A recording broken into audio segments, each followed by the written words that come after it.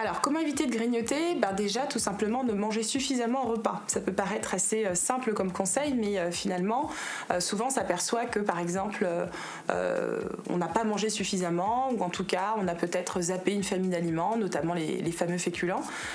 Et donc, au final, on a faim, tout simplement.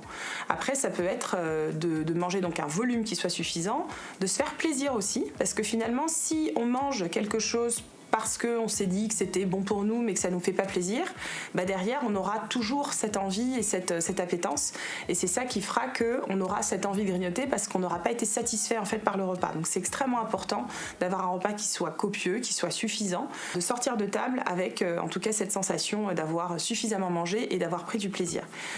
Derrière, ça peut aussi venir des aliments qu'on mange. Il y a certains aliments qui font que ça peut nous entraîner des fringales. Donc là, l'idée, c'est de consommer des céréales plutôt complètes, par exemple, que des céréales raffinées, parce que ça, on le sait. Le pain blanc, par exemple, va faire qu'on aura faim beaucoup plus rapidement que si on prend un pain de tradition ou le vin. Donc là, typiquement, dans un sandwich, c'est vraiment faire attention à cette qualité.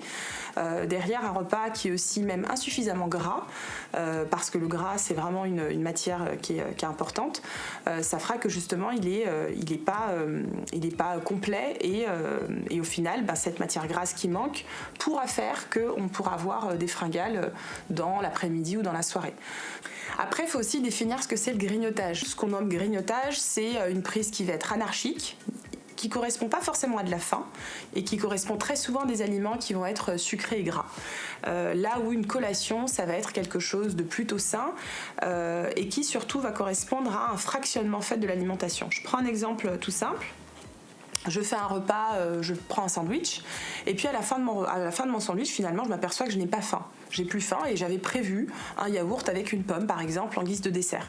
Et je vais tout simplement décaler dans le temps ce dessert, et c'est ça qui fera l'objet d'une collation, et que je ne vais pas appeler grignotage parce que justement ce sera plutôt sain, mais en fait c'est ça qui va permettre peut-être de se dire que mon repas m'a suffi, et que derrière je vais pouvoir consommer en fait une collation parce qu'elle va correspondre à une vraie faim.